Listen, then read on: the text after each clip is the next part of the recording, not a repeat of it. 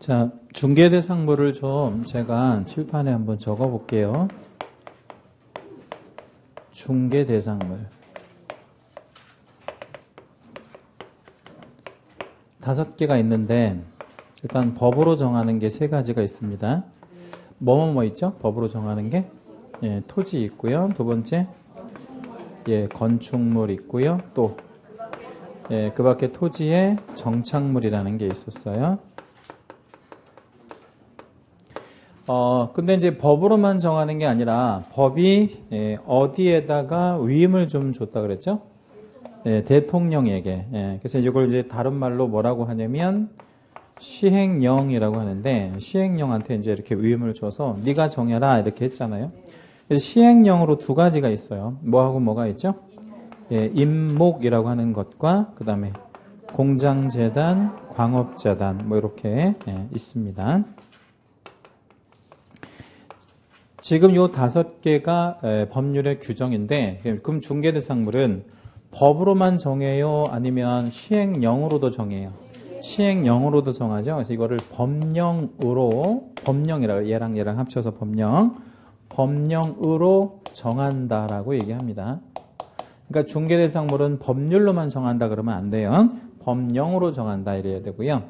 토지 정의 한번 내려드릴게요. 토지는 뭐 아니면 다 토지냐면요. 바다가 아니면 다 토지예요. 그걸 이제 뭐라고 정의하냐면 최대 만조위선 안쪽 부분을 토지라고 해요. 그러면 만조라는 거는 어디에 붙이는 말이에요? 바다에 바닷물의 수위가 1년 중에 가장 뭐 할 때 높을 때를 기준 잡아서 만조라고 하고요. 만조위선 안쪽 부분, 즉 육지 부분을 뭐라고 한다고요? 토지라고 합니다. 일단 개념은 좀 기억하고 계시고요. 건축물의 정의. 건축물은 지금 여러분이 어디 안에 지금 들어와 있죠? 건축물 안에 들어와 있잖아요. 만약에 지금 비가 온다면 우리가 뭐를 피할 수 있어요? 비. 눈이 온다면 눈, 뭐 이런 거 피할 수 있으니까 기본적으로 건축물이 되려면 뭐가 있어야 되겠어요? 지붕이라는 거 있어야 되겠죠. 그래서 지붕과 이 지붕이 떠 있을 수가 없으니까 뭐나 벽 또는 기둥 뭐 이런 것들이 있는 공작물을 우리가 건축물이라고 정의해요. 그럼 여기서 공작물은 또 뭐냐? 공작물.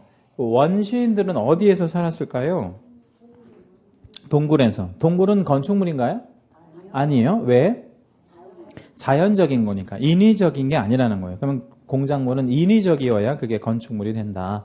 이렇게 생각하시면 되겠고요. 이거 말고 토지의 정착물이 또 중개대상물이 된다 그랬잖아요. 그럼 여기서 이제 정착물이 뭔가 좀 잠깐 소개해 드리면 쉽게 이동해체가 되는 거 안 되는 거? 안 되는 거. 되지 않는 상태의 물건을 정착물이라고 합니다. 여기서 좀 중요한 단어는 쉽게라는 단어인데, 쉽게. 자, 우리 이렇게 한번 생각해 보죠. 지금 여러분 손에 갖고 있는 게 뭐죠? 펜이죠. 펜 집어 던지는 거 쉬워요? 어려워요? 쉬워요. 그런데 펜을 부러뜨리는 거 어때요? 쉬워요? 쉬운 사람이 있어요. 근데 어려운 사람도 있겠죠. 그렇죠? 자, 어린 아이들한테 펜을 주고 너 부러뜨려라고 하면 어때? 막 2살 먹은 애한테 못하죠. 못하잖아. 굉장히 주관적인 거라는 거죠. 쉽다, 어렵다 이 말은. 요번에 우리 얼마 전에 저 제천에서요, 그 목욕탕에서 화재가 났는데 2층 여탕에서 20명이나 죽었어요. 2층에서만 20명. 나머지도 뭐 9분이나 이렇게 이제 돌아가시긴 했는데, 근데 왜 그 여탕에서만, 남탕도 있을 텐데 여탕에서만 20명이나 죽었을까요? 그런 생각 안 해봤어요? 문을 못 열었거나 문을 유리로 되어 있는데 못 깨서 그런 거죠. 둘 중에 하나지 뭐. 근데 이제 그게 나중에 저는 참 이게 굉장히 의아하게 생각을 했는데, 신문에 이제 보도가 된 거 보니까 전면이 우리처럼 이렇게 다 유리로 돼 있대요. 이렇게. 우리 여기 건물도 유리로 돼 있잖아. 근데 만약에 우리가 이제 뭐 불이 나면 유리 어떻게 해야 돼? 깨고 나가야지. 근데 그것도 깨고 나가야 된다고 생각을 했는데 그 유리가 두꺼웠대요. 그래가지고 이제 도끼가 있어야 깰 수 있는 유리래. 예, 도끼가. 예, 그 도끼로만 이렇게 내려쳐서 깨야 되겠지? 근데 만약에 2층이 남탕이었으면 20명의 남자들이 죽었을까요? 아니면 누군가는 깨고 나왔을 것 같아요. 만약에 저가 있었다면 뼈가 부러지는 한이 있더라도 깼을 것 같아요. 뭐 다른 도구를 이용해서라도. 근데 그게 쉽지 않았다라는 거예요. 누구한테는요? 예, 여자분들한테는 쉽지 않았다는 거예요. 그러니까 이게 굉장히 뭐한 거야, 이게. 주관적인 거야. 해서 이게 쉽다, 어렵다라는 말이, 기준이 좀 필요하지 않겠어요? 어느 정도 기준? 네. 그래서 이 부분에 대한 대법원의 판단은 이래요. 상당한 동력이 필요하면 어려운 거야. 네, 상당한 동력. 근데 상당한 동력이 필요 없으면 쉬운 거야. 네, 그렇게 생각하면 돼. 그럼 이제 몇 개 예를 들어 드릴게요. 정착물인지 아닌지를 답변해 주시면 됩니다. 이 건물은 정착물이 아니에요. 정착물이야. 이거 이동 해체하는 아주 힘들어. 그죠? 비닐하우스. 비정착물이죠. 왜 비정착물이에요? 비닐은 쉽게 걷어낼 수가 있잖아요. 자, 판잣집. 비정착물이야. 왜 비정착물이에요? 판자 이렇게 뜯어내면 되잖아. 뭐 하나만 주면 뜯어낼 수 있어. 망치 하나 주면 다 뜯어낼 수 있죠. 그렇죠? 그렇지 않아요? 예. 아니, 물론 어려운 사람도 있겠는데 되게 그런 거를 비정착이라 그래. 그럼 이건 어떤가 보세요. 컨테이너 하우스. 컨테이너 하우스. 그런 건 좀 애매하죠. 왜 애매하냐면 얼마나 사이즈가 되는 컨테이너인지 애매하잖아. 쬐끄만한 거 있어. 그러면 몇 명이 가서 밀면 밀려? 쬐끄만한 컨테이너가 있어. 몇 명이 밀으면 밀리냐고. 밀리지 뭐. 내리막 같은 데서 밀면 밀리지 않겠어요? 예. 근데 만약에 그 컨테이너가 어마어마하게 큰 거야. 제가 이제 인천항에 갔던 적이 있었는데 그 인천항에 이제 이렇게 배가 들어오면 배에서 이제 차가 이렇게 그 물건을 이제 선적을 해가지고 막바로 바로 앞에 있는 창고로 들어가는데 창고가 컨테이너야. 그 창고가. 예. 근데 그 엄청나게 커. 막 차들이 막 열몇 대가 들어가는 컨테이너가 있어요. 바닥에 견고하게 박혀 있어 또. 거기 이제 바람도 많이 불어오니까. 그럼 그런 건 정착물이야, 비정착물이야? 그건 정착물이지. 그럼 그런 애매한 것도 있어요. 해서 이제 그런 컨테이너 하우스는 맞출 수 있게 시험에 줘요. 예컨대 바닥에 견고하게 정착되어 있는 컨테이너 하우스. 이러면 그건 뭐야? 정착물이다. 이렇게 생각하시면 돼요. 또는 뭐 이동이 용이한 컨테이너 하우스. 이런 뭐야? 그건 비정착물이 되는 거예요. 자, 일단 요 세 개에 대한 설명은 다 드렸고요. 여기서 예를 좀 하나만 들어드릴게요. 토지의 정착물 중에서 요거를 좀 하나 기억을 하셔야 돼. 명인 방법을 갖춘 수목의 집단. 명인 방법을 갖춘 수목의 집단을 좀 기억하실 건데 이거를 왜 제가 이렇게 썼냐면 건축물은 종류가 굉장히 많잖아요. 그죠? 네. 근데 그 밖에 토지의 정착물 중에는 종류가 굉장히 많지 않고 하나밖에 없어요. 이것만 기억하시면 되는 거야. 이거. 뭐요? 명인 방법을 갖춘 수목의 집단. 네, 그러니까 이렇게 생각하면 돼. 중개대상물이 뭐가 있죠? 토지, 건축물, 명인 방법을 갖춘 수목의 집단밖에 없어. 나머지는 안 돼. 뭐 예컨대 뭐 농작물도 있고 뭐 여러 가지 있는데 그런 건 다 안 되고 요것만 돼. 네, 자 그럼 요게 이제 뭔가 잠깐 설명드릴게요. 명인 방법은 소유권을 표시하는 방법을 얘기하는 거예요. 자 그러면 책에다가 이름 쓰신 분 혹시 계신가요? 예, 저도 이제 이름은 아니고 제가 이제 책에다가 뭐라고 썼냐면 강희용이라고 써놨거든요. 예, 그럼 이거 누구 거예요?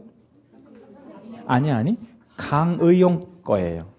만약에 강씨가 있다면, 예? 강씨가 있고 이름이 뭐고 의용이가 있다면 이건 강희용 거야.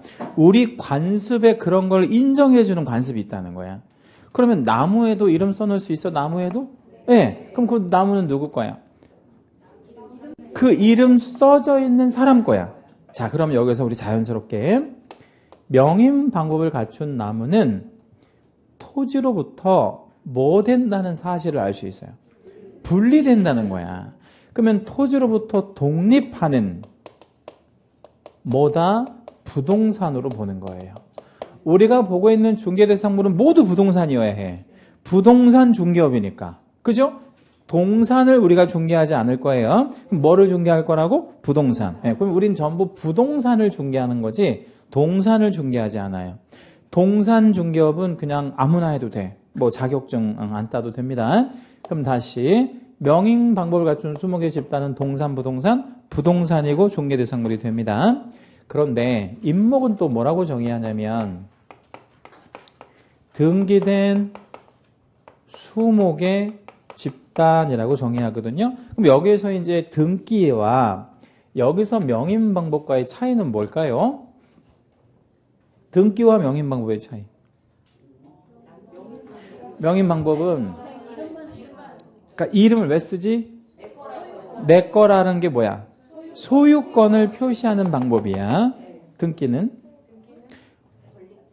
권리를 표시해. 그러니까 소유권도 표시하지만 다른 권리도 잡을 수 있잖아. 일테면 저당권 같은 거. 그러니까 저당권을 설정하려고 등기해 놓은 거구나. 이렇게 생각하시면 돼요. 등기할 때 돈 들어가? 네, 많은 돈이 들어가요. 그러니까 돈 들여서 하는 이유가 있어야 될 거 아니야. 그건 저당권 때문에 하는 거야. 이건 이따 다시 말씀드리고요. 공장재단, 광업재단 얘기 다시 해보면 얘도 마찬가지예요. 등기된 기업의 재산을 말하거든요. 그럼 여기서 말하는 등기와 여기서 말하는 등기가 같은 말이에요. 똑같은 등기예요. 근데 이 등기는 조금 전에 말씀드린 대로 뭐 때문에 했다 그랬어요? 저당권 때문에. 그러니까 이 등기는 뭐를 잡으려고요? 저당권. 그러니까 저당권을 표시하기 위해서 이 등기를 해놓은 거예요. 그럼 자, 임목과 명인 방법을 갖춘 20개 집단의 차이는 이거예요. 명인 방법을 갖춘 20개 집단은 소유권만 표시해. 그죠? 근데 임목은 저당권도 표시할 수 있어. 그 차이가 있다는 거죠. 그렇죠? 네, 중요하고. 네. 자, 그 다음에 여기서 이제 우리가 기업이라고 했잖아요. 제가 기업. 기업. 그럼 법인을 말하는 건데 하나씩 예를 들어볼게요. 공장 재단을 갖고 있는 기업은 무슨 기업? 공장 기업이겠지. 그죠? 네. 광업재단을 가지고 있는 기업은 무슨 기업이겠어요? 광업기업이겠지. 이렇게 생각하면 돼. 그럼 여러분 공장 기업 우리나라 많아요? 뭐가 있어? 예를 들자면 포스코도 있고 또 뭐 삼성전자도 공장이 있잖아요. 수원에. 네. 또 뭐 있죠? 현대자동차. 뭐 그뿐만 말고도 굉장히 많은 우리나라의 공장 기업이 있잖아요. 자, 우리나라에 광업 기업도 있어요? 어떤 광업 기업이 있어요? 쌍용양회 같은데. 네, 쌍용양회, 한라시멘트 뭐 이런데. 전부 다 시멘트 회사로서는 세계적인 회사들입니다. 강원탄자에서 뭐해? 석탄 만들어. 석탄을 캐내. 예, 그래서 연탄도 만들고 뭐 그러는데 지금 연탄 우리가 떼나요? 뗍니다. 예, 떼는데 많이 안 떼서 그렇죠. 예. 근데 이제 우리가 그 석유가 비싸지면 배럴당 한 $200 넘어가면 이제 뭐 해야 돼요, 우리? 석유 못 사갖고 너무 비싸니까. 그럼 어떻게 해야 돼? 이제 석탄 캐가지고 이제 뭐 해야 돼? 연탄 만들어서 해야죠. 그래서 보일러 바꿔야 돼, 이제 다. 기름 보일러를 뭘로? 연탄 보일러로. 우리는 기름이 안 나니까, 네, 뭐 그렇게 할 수밖에 없는 거죠. 그런 기업들이 가지고 있는 재산들을 모아서 뭐한 거, 등기한 거를 말해. 자, 그러면 하나씩 예를 좀 들어볼게요. 광업 기업이 가지고 있는 가장 돈 되는 본질적인 재산이 뭐예요? 광업권 정답. 광업권이 뭐죠? 광물을 채굴 할 수 있는 권리. 땅 속에 있는 광물은 모두 누구 거? 자, 땅 속에 있는 광물 누구 거? 국가 거야. 예, 근데 그걸 국가가 특별히 뭐 한 거야? 너 이거 50년 동안 그리고 또 세금 내. 뭐 이렇게 한 거. 그걸 광업권이라고 하는데 그게 가장 본질적인 거죠. 자, 그럼 공장 기업에서 가장 본질적으로 돈 되는 게 뭔가 한번 생각해 보세요. 우리 뭐 포스코든, 뭐 현대자동차든, 뭐 삼성전자든, 뭐가 가장 중요한 것 같아요? 그 기업이 갖고 있는 기술력 같은 게 되게 중요하잖아요. 그죠? 네. 그러니까 그런 것들을 뭐로 보통 우리가 이제 지켜요? 기술력을. 특허권. 요즘 말에는 뭐 지적재산권이라고 하는데 그런 거를 본질적 재산이라고 생각해야 돼. 그런 거를 모아서 등기해 놓은 거를 뭐라 그래? 공장재단. 이렇게 얘기합니다. 그럼 이렇게 한번 모아서 등기하면 이거를 몇 개의 물건으로 인식을 해야 돼? 한 개. 네. 공장재단 1개, 광업재단 1개. 이렇게 이제 인식을 해야 돼. 그리고 얘네들은 별개의 물건인데 일체로 거래해야 돼야 돼. 예? 일체로 거래. 예. 무슨 얘기냐면 이거를 등기해 놓은 이유는 이렇게 등기해야 기업의 가치가 높아지잖아요. 근데 등기해 놓은 물건을 따로 떼가지고 이것 따로 저것 따로 떼서 거래하면 어떻게 돼요? 가치가 그만큼 하락하는 거니까 좋지 않다라는 거예요. 누구한테 좋지 않아? 저당권자한테. 담보를 이렇게 잡은 저당권자한테 좋지 않기 때문에 일체로 거래가 돼야 되고 분리해서 거래할 수는 없다. 이렇게 이제 정리하시면 되고요. 이거가 이제 규정을 보신 건데 이것만 갖고는 문제를 못 풀어요. 그러면 이제 중개대상물은 사실 이게 더 중요해요. 규정보다는 뭐 규정도 중요하겠지만 이게 더 중요해요. 중개대상물인지 아닌지에 대한 판단 기준이 명확하게 머릿속에 서 있으셔야 돼. 1, 2, 3, 세 가지가 있는데 첫째, 규정이 있어야 돼요. 규정이 있다라는 건 무슨 얘기냐면요. 예를 좀 들어볼게요. 선박이 중개대상물 될까요? 안 될까요? 선박? 안 되거든요. 근데 얘가 좀 시험에 잘 나오네요. 네, 선박은 왜 안 되냐면 뭐가 없어서 규정이 없어서 안 되는 거야 그냥. 그런데 선박이 지금은 되게 쉬운데 조금 이제 공부를 하다 보면 어려워져요. 선박이 왜 어려워지냐면 선박을 민법에서는 준부동산이라고 이렇게 강의해요. 그러니까 선박은 부동산인 거야. 등기법에는 선박이 등기 능력이 있다고 해. 등기 능력 20톤 이상 넘어가면. 그러니까 선박이 헷갈리는 거야.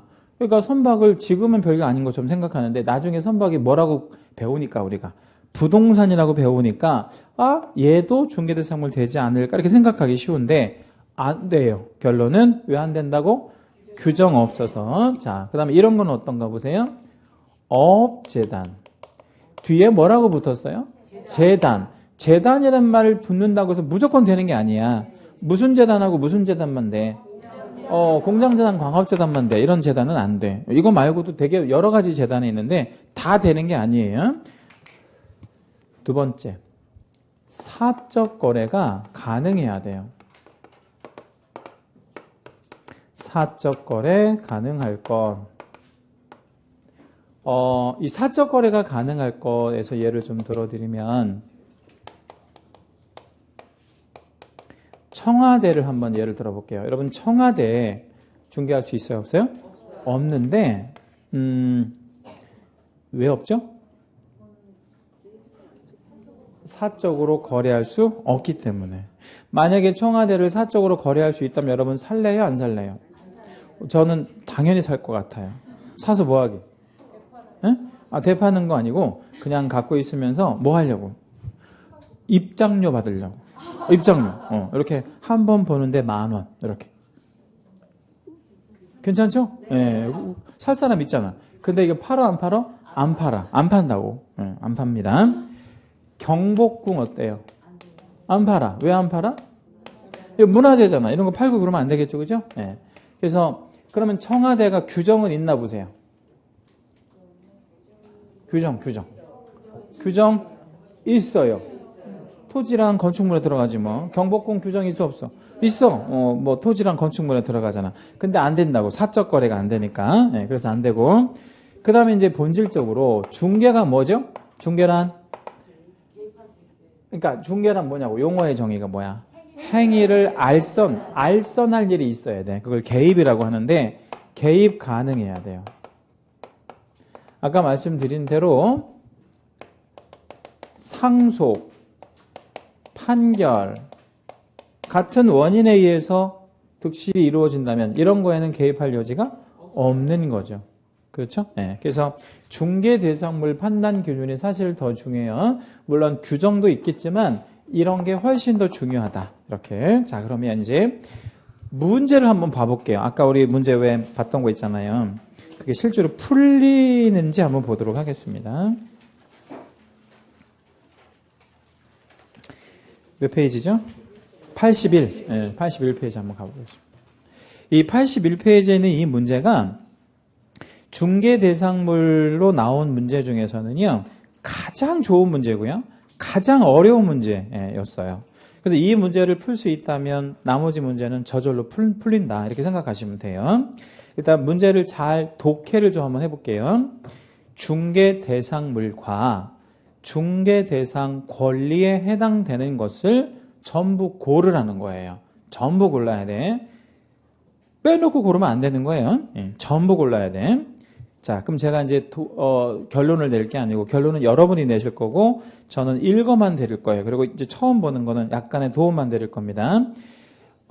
중개대상물이 되면 O, 안 되면 X 이렇게 답변해 주세요. 자, 기억번 광업재단 O, 니은 미채굴 광물 왜 X라고 하셨어요? 응? 왜 X라고 답변하셨죠?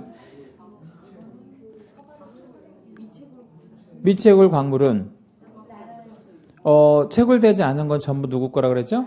국가 거. 국가 거는 어떻게 해야 돼? 사적 거래가 안 돼. 그러니까 광물은 사적 거래 하면 안 돼. 그렇죠?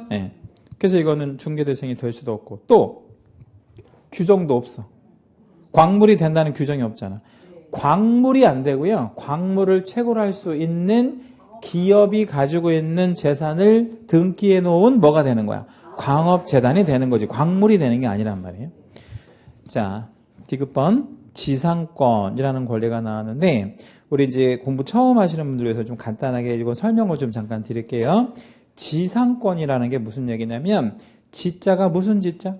땅 지자. 상자는 윗상자. 그러면 땅 위에 권리를 말해. 그러면 이제 대표적으로 그런 거예요. 남의 땅에다가 집 지을 수 있어 없어? 그럼 남의 땅에다 집 지면 누가 불리해? 응? 남의 땅에다가 집 지었어. 누가 불리해? 불리한 사람. 땅 주인이 왜 불리해? 이용할 수 없어서. 그럼 건물 주인은? 반대. 반대. 자, 누가 불리하냐면 을이 훨씬 불리하죠. 왜 을이 훨씬 불리하냐면 자, 보세요. 을이 갑에게 야, 너 왜 남의 건물 밑에다 땅 갖다 놨냐? 너 땅 좀 옮겨라. 주장할 수 있어 없어요? 없어. 말도 안 되는 주장이에요. 근데 갑이 을에게 주장해 볼게요. 너 왜 남의 땅 위에 건물 줘놨냐? 건물 좀 뭐 해라? 철거해라. 주장할 수 있어 없어? 있어. 이게 훨씬 불리한 게 을이야. 해서 이렇게 건물을 질 때는 뭐를 잡고, 그렇죠. 지상권을 잡고 지는 거지. 얘가 만약에 뭐를 갖고 있다면, 지상권을 가지고 있다면 얘가 건물 철거라고 주장을 못 하잖아. 그걸 뭐라 그래? 지상권. 자, 그러면 물권, 채권? 물권이야. 왜 물권이죠? 땅에 대한 권리니까, 토지에 대한 권리니까. 자, 그러면 지상권이 어떻게 만들어지겠는지 생각해 보세요.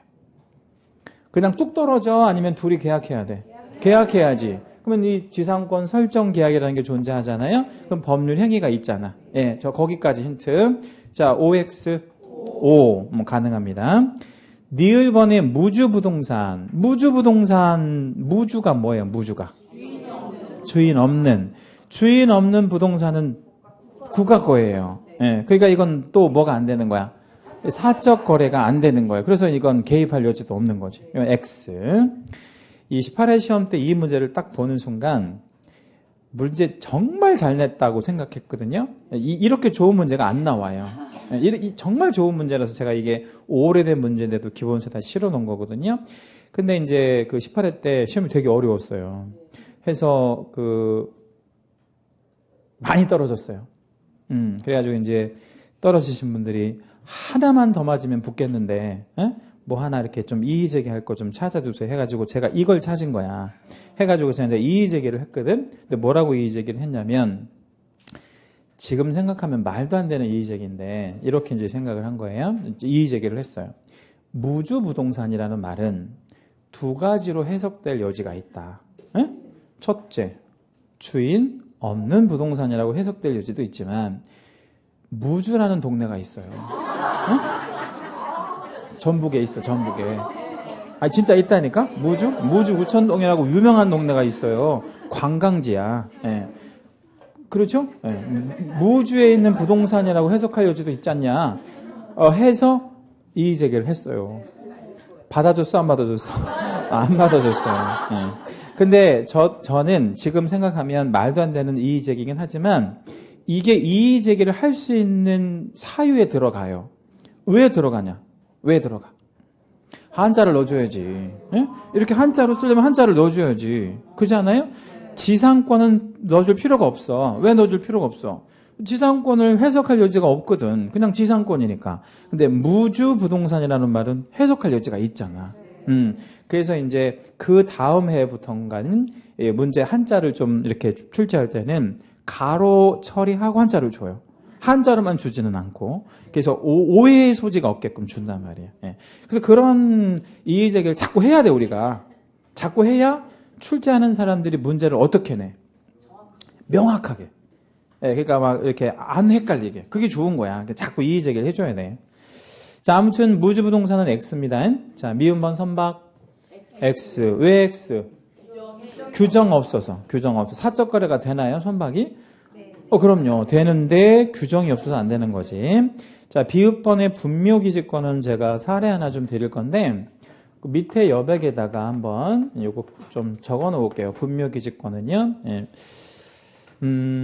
이렇게 산이 하나 있거든요. 네, 이제 산이 있는데 이 산 주인은 갑이에요. 여기 이제 묘를 하나 이렇게 양지 바른 곳에다 이렇게 묘를 하나 썼어요. 묘 안에는 누구 이제 묻혀 계시냐면 갑 다시. 그러니까 갑의 누구? 아버지, 선친이 이제 이렇게 있는 거예요. 자, 그러면 갑 다시와 갑은 같은 사람이다라고 볼 수 있어? 아버지하고 아들이야. 그러면 이 묘에 대한 권리는 누구한테 있어요? 갑에게. 그럼 토지 소유권은 누구에게 있지? 갑에게. 그러니까 이 개념은 동일인으로 보는 거야. 그러니까 자기 아버지니까. 아버지 아들이잖아. 그러니까 이거랑 같다고 보는 거예요. 예. 그렇게 생각하셔야 돼. 예. 같다. 예. 그러니까 동일인 소유였었어야 돼. 그러니까 뭐하고 뭐가? 토지와 묘의, 분묘의 권리자가 동일했다가 이제 갑이 팔아. 뭘 팔아? 묘를 팔아. 아버지 묘를 팔아. 산을 팔아. 산을 팔아. 누구한테? 을에게 파는 거예요. 이제 새로운 소유자한테 파는 거야. 그러면 이제 달라지나요, 이게?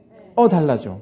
그러니까 이 묘에 대한 권리는 여전히 누가 갖고 있는 거야? 갑이. 근데 토지 소유권은 을에게 갖고 있잖아. 여기서 이제 무슨 권리가 하나 생기냐면 갑은 이 갑 다시라고 하는 이 묘 있잖아요. 이거 철거하라고 이장하라고 주장할 수 있다 없다? 없다라는 거예요. 왜 없어? 막연하게 없어? 근데 이유가 있을 거 아니에요. 왜 없을까요? 왜 주장 없어? 너 이거 좀 옮겨. 이거 못해. 왜 못해? 그게 있는 거 알고 샀으니까. 그것도 좋은 답변이긴 한데 원하는 답은 아니에요. 알고 산 것도 중요해. 예, 또. 왜 옮기라고 못해? 이거 내 땅인데. 이제 내 땅이 됐잖아. 똑같은 말이잖아요. 똑같은 말이에요. 그것도 있지만 또 다른 말로 한번 답변해 보실 분. 왜 그럴까? 어떤 법에서? 그런 법은 없거든? 그런 법은 없는데 어떤 법에서? 응? 관습법에서. 그러니까 우리가 이렇게 그냥 옛날부터 조상 대대로 그렇게 그냥 배워온 거야. 그리고 우리가 그냥 누구한테 배우지 않아도 땅을 샀는데 묘가 있으면 함부로 손 못 댄대더라. 그냥 우리가 그냥 자연스럽게 그냥 받아들이고 있는 거야. 그걸 관습법이라고 하는데 관습법상 권리가 생겨버려요. 무슨 권리가? 분묘기지권이라는 게 생긴다고. 이 분묘기지권은 뭐에 의해서 생긴다고요? 관습법상의 지상권이야. 관습법상의 지상권이라고. 그럼 얘는 이 지상권은 뭐를 하기 위한 지상권이지? 이 그림에서 건물을 소유하기 위한. 여기서 분묘기지권자는 뭐를 하기 위한? 분묘를 설치하기 위한 지상권을 갖게 되는 거야. 그걸 뭐라고 한다고? 분묘기지권이라고 해. 그럼 여기는 무슨 계약으로 만들어졌어? 아니에요. 관습법에 의해서 만들어진 거야. 자, 이제 설명 잘 드렸고, OX는 이제 여러분의 몫입니다. OX, X. 이거는 개입될 여지가 전혀 없는 거예요. 예. 자, 시옷 되게 이제 좀 까다롭게 나온 건데, 시옷은 뭐라고 표현했냐면, 이거 잘 생각하셔야 돼요. 가압류된 공장, 이렇게 불렀잖아요. 가압류된 공장. 예. 제가 뭐 설명드릴 게 없어, 이거는. 가압류된 공장. 여러분이 이제 결정해야 돼. 가압류된 공장을 중개할 수 있을 것이냐. 오야. 예. 그런데 왠지 좀 이렇게 찝찝하지. 예. 뭐가 찝찝해? 가압류가 돼 있으니까. 그러니까 정확하게 뭐가 찝찝하냐고. 공장만 돼도 상관없어. 공장은 건축물이니까. 예? 예. 근데 가압류가 찝찝하잖아. 근데 그 찝찝한 이유가 뭐냐면 위험할 것 같은 느낌이 드는 거야. 위험할 것 같은. 근데 문제에서 뭐라고 묻지 않았어요. 다음 중 위험한 것을 찾아라. 이러면 시옷을 찾아야 돼. 예? 다음 중 위험한 중개 대상물을 찾아라. 그럼 시옷 하나야. 이해됐죠? 근데 지금 찾으라는 게 뭐야? 에? 중개할 수 있는 거를 찾으라 그랬잖아. 그러면 찾으라는 것만 찾아주면 되는 거야. 그렇죠? 근데 이게 되게 중요한 얘기가 뭐냐면 우리가 문제 풀다 보면 옳은 거를 찾으라 그랬거든? 근데 나중에 뭘 찾아? 틀린 걸 찾고 있다고. 그럼 틀리는 거지 뭐. 그런 거 조심해야 돼. 가장 기본적인 거야. 여기에서 위험한 거 찾으라고 안 했으니까 가압류된 공장은 중개할 수 있어요. 5가 맞습니다. 자, 이응번도 약간 생각을 하시고 답변하셔야 돼. 상속된 토지 이랬어요. OX. O. 왜 O? 아까 상속에는 개입이 안 된다 그랬잖아요. 그런데 왜 되는 거야, 이거? 상속이 이미 된 거야. 상속받은 토지를 말하는 거니까 상속받았다는 건 사유지잖아. 그러니까 내가 얼마든지 거래할 수 있는 거지. 내 거니까. 자, 지읒의 특허권도 잘 생각하셔야 돼. 특허권 OX, X. 자, 왜 X? 이 세 개 중에서 하나를 답변해 보세요. 규정 없어. 예? 규정 없잖아, 규정. 규정 없잖아? 그게 무슨 얘기냐면, 공장재단의 특허권 같은 게 들어갈 수 있지. 근데 그거 특허권을 빼서 거래하면 안 된다는 거예요. 그럼 뭐 채로 거래해야 돼? 그 재단채로 거래해야지, 재단채로. 그러니까 특허권을 빼가지고 거래하고 그러면 안 된다는 얘기야. 그렇게 빼서 거래하면 누가 손해보니까, 저당권자가 손해보니까 그렇게 하지 말아라. 이제 이런 의미예요. 예. X. 자, 이제 치읓의 질권 OX, X. 질권은 왜 X? 얘는 부동산에 오지 않는다 그랬잖아. 부동산에 오지를 않아. 그러니까 우리가 개입할 여지가 없는 거지. 개입의 가능성이 없는 거야. 그쵸? 예, X. 자, 마지막 키역의 이제 설명을 좀 잠깐 드릴 건데, 칠판 잠깐 볼게요. 자, 이런 토지가 하나가 있어요. 이건 1필지야. 이게 하나의 토지야. 이걸 거래할 때 두 가지가 있는데 전부로 거래하는 경우와 일부로 거래하는 경우가 있어요. 전부, 일부 이렇게. 네, 자, 그러면 전부로 거래할 수 있는 것들을 한번 여러분이 한번 답변해 보실래요? 토지 전부로 거래할 수 있는 거. 일단 매매 나오면 교환. 하나만 더. 임대차는 전부로 안 해도 돼. 네? 조금만 빌려도 되잖아. 네. 그럼 뭐? 증여 좋은데 증여는 여기 들어가면 안 돼. 중개에 대한 얘기니까. 네. 이런 거. 저당권 설정 같은 거. 중요. 네. 무슨 얘기냐면 저당권은 담보물건이죠. 담보물건은 뭐를 갖고 오는 거야? 처분 권능을 가져오잖아. 그 처분을 조금만 처분하면 안 되잖아. 누가 안 살 거 아니에요. 그러니까 전부 팔아야지. 해서 저당권은 항상 뭐의 범위와 일치해야 돼? 소유권의 범위와 일치해야 돼. 다 잡는 거라는 거야. 다시 저당권은 어떻게 잡는다고? 싹 다 잡는 거야. 뭘 남기고 잡으면 안 돼. 나중에 실행하기가 어려워지잖아. 예컨대 이만큼만 저당을 잡아서 뭐 할 거야 이거? 에? 이거 실행을 못 하는데? 예. 이거 안 된다고. 그래서 저당권은 뭐와 일치? 소유권의 범위와 일치. 자, 그런데 일부여도 좋은 거래가 있어요. 아까 여러분 답변했던 거 뭐? 임대차 이런 거. 네? 임대차 또는 이런 거. 우리 이제 뭐 처음 들으신 분들은 나중에 민법 시간에 배울 건데 용익물권 설정 같은 거. 에? 용익물권이라는 게 뭐야? 뭐를 용익물권이라 그래? 에? 아니 그런 거 말. 그건 권능이고 시상권, 지역권, 전세권 이런 거. 이런 것들이 용익물권이잖아요. 그 이런 것들은 이만큼만 설정해도 돼? 이만큼만? 해도 돼. 상관없어. 그럼 봐요. 토지의 일부가 거래가 되네? 거래가 되잖아. 그러면 이 토지의 일부의 임대차 이러면 중개할 수 있어 없어? 있지 뭐. 맨 마지막에 OX5 이렇게 해야 돼요. 이 문제 참 좋지 않아요? 참 좋아요. 이 문제 정도 해결할 수 있으면 해결이 안 되는 문제는 없다. 이렇게 이제 보시면 되겠고요. 자, 오늘 수업은 여기까지 하겠습니다. 제가 이제 수업은 대개 1시 30분에서 1시 50분 사이에 마쳐 드릴 거예요. 그날 우리 진도에 맞춰 가지고요. 그러니까 혹시 뭐 이렇게 수요일 날 뭐 약속 있으시면 2시 정도에 하세요. 응? 네, 2시 정도에. 왜냐면 여기 또 가시는 시간도 있고 그러니까. 아셨죠? 예. 자, 다음 주에 뵙도록 하겠습니다. 수고하셨습니다.